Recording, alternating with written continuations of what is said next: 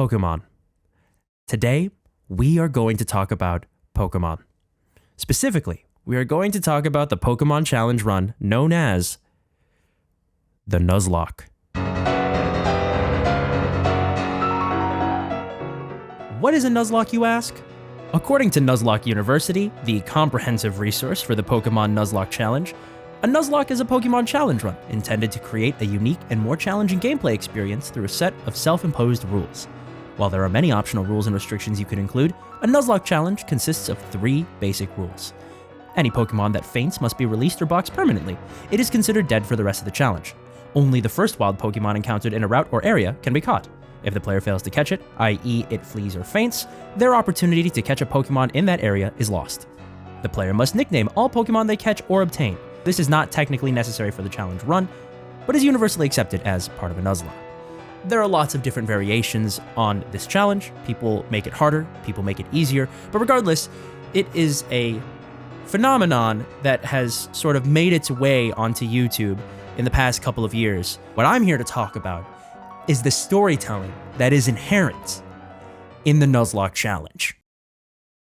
Hello, my name is One of One, but you can call me Seven, and I'm probably one of the most inexperienced Nuzlockers in the world on account of the fact that I've never actually completed a Nuzlocke in my entire life. I've attempted a couple by myself, not on camera, and they did not go well at all. It's not that I don't have the willingness, and it's also not that I don't have the knowledge, though I will say that because I've been out of it for so long when it comes to Pokemon, I probably don't have the knowledge anymore.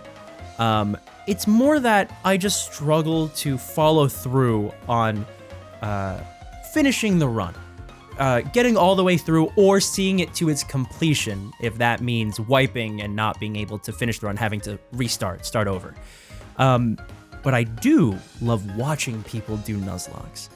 And this ties directly into today's topic, which is specifically Pokemon Challenges' latest video. Now, this isn't a 7 minutes with 7, at least I don't plan for it to be, but who knows? It might end up being 7 minutes or longer, depending on how much I would like to talk about this.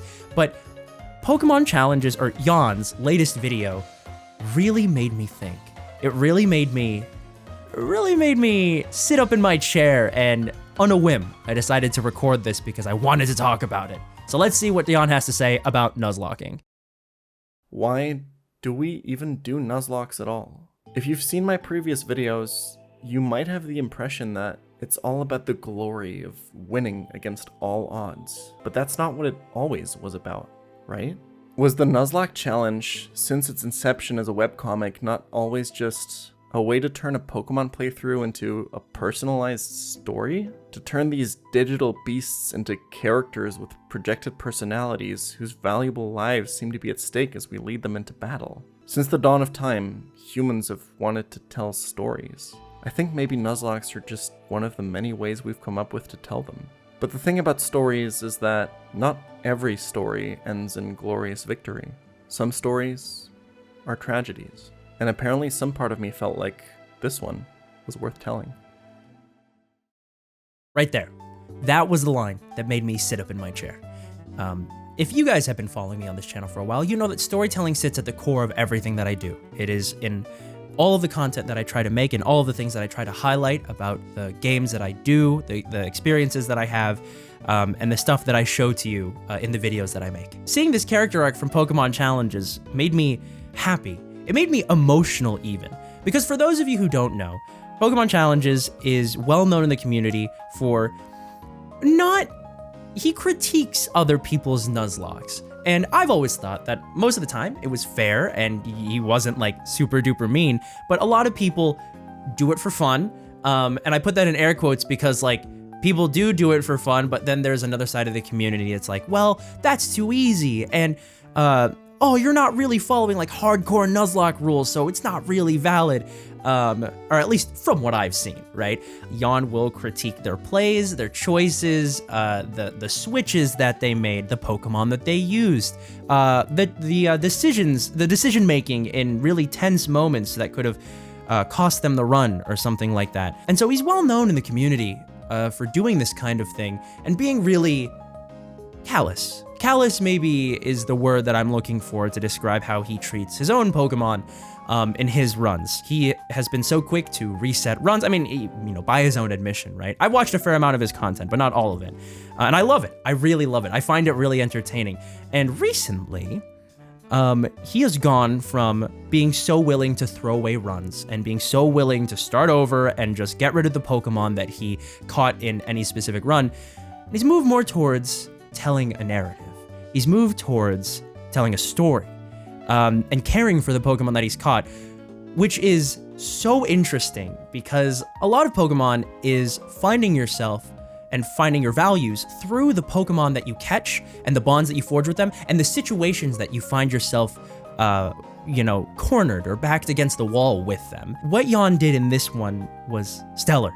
It made my heart so happy.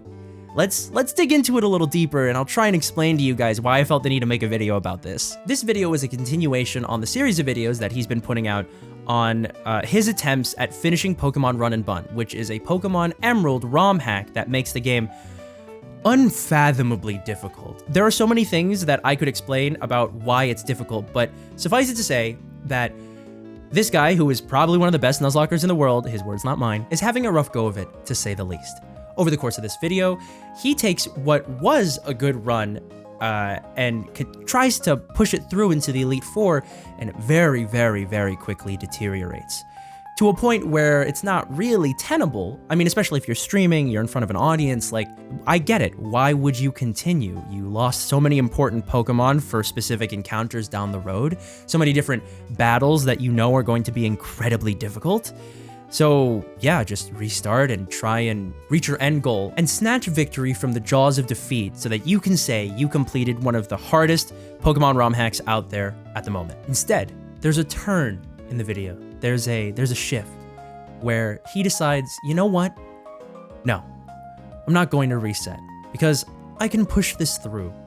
The Pokemon that I've caught, they might not be optimal, they might not be great encounters, but I will make it work. Suddenly, as he says in the video, death lurks around every corner. Every encounter is precious. Every Pokemon is precious. And suddenly, he's got a narrative. Suddenly, he has a story. Why? Because the stakes could not be higher. When you can just hit the reset button and wish it all away as if it had never happened and start fresh, it's not really...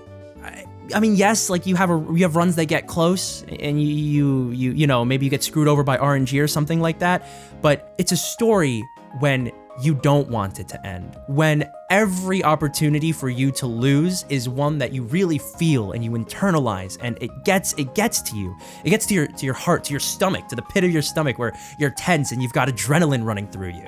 That's when it becomes real. That is when it becomes a human experience. This ties into a lot of things that I've been thinking about lately, and also a little bit into the future video essay that I keep promising you guys that I keep delaying. I promise I'm doing my best. After that turn in the video, Jan started to have real fun, taking risks that he had to take, doing things that he would never, ever normally do in a regular run. His back was against the wall, and he had nowhere to turn to but to the Pokemon that he had caught, the ones that were left, the ones that normally would have rotted in the box. And boy, oh boy, did he get some crazy mileage out of those Pokemon, to the point where he started to say, I'm starting to care about these Pokemon, I'm starting to get invested in them, they're starting to have these perceived personalities and stuff like that, and they're pulling through.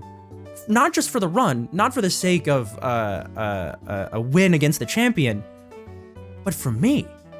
And as he was saying that and saying things to that effect, I started to care about those Pokemon. I started to care about the narrative that he was weaving, and it got to me. It made me... I was having, literally, I want to say 30 minutes ago, 45 minutes ago, I was having dinner in Panera, and I was watching this video as I was eating my chicken sandwich, and I was paying rapt attention because I wanted him to keep going. I cared about his Camerupt and his Breloom and his Gliscor and the Houndoom. They're Pokemon that I don't even necessarily like all that much. I've got other favorites, but it was just really cool to see. He has these moments where these are Pokemon that I care about.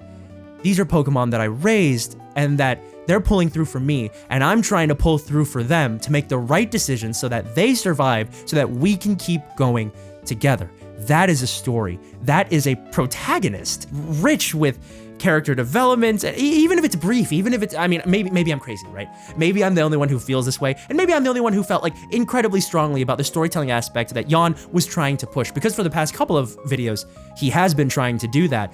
And there have been people who have been noticing, saying like, oh, your scripts that you write for your videos are fire, and they've been getting so much better. But let me tell you right now, I feel like when Jan finishes Run and Bun, it's going to be an incredible story. I personally cannot wait. If you guys like Pokemon and you like storytelling, you should watch his videos. They are so good. And I just wanted to tell people about them. I had to talk to somebody about them, right? I genuinely felt so passionately about what Jan said. I was like, I gotta get in front of the camera and talk about this. Even if nobody listens, I have to talk about this because it is what I care about at the core of everything that I do. That's it. That is it. And I think he got that. Not that he didn't understand it before, but this video nailed it on the head. And I really enjoyed it. That's pretty much all I have to say. I'm sorry if this was incoherent. I'm sorry if this was rambling. I decided to record this video on a whim, so that's what you get. We'll see if it was a 7 minutes with 7, or if it was more, or if it was less. But otherwise, I hope that you guys enjoyed that. If you guys want me to talk about anything else, as always, the comment section is open. Oh, and also, if you couldn't tell, I'm filming this with a brand new camera. It's the camera that I'm going to use to stream, and there are some growing pains. I'm moving from Nikon to Sony, and I'm trying a couple of different things, and I did a lot of testing and a lot of research. So please tell me if you think the image quality is good, if you think that there are problems, if you like the framing, like what you can see of me and of the background, if you think I should change things, because a lot of that feedback, a lot of that is really, really helpful for me. So please do if you feel so inclined. But for now, I will see you guys in the next video. So I hope that you have a good rest of your day, and I will see you soon. Bye.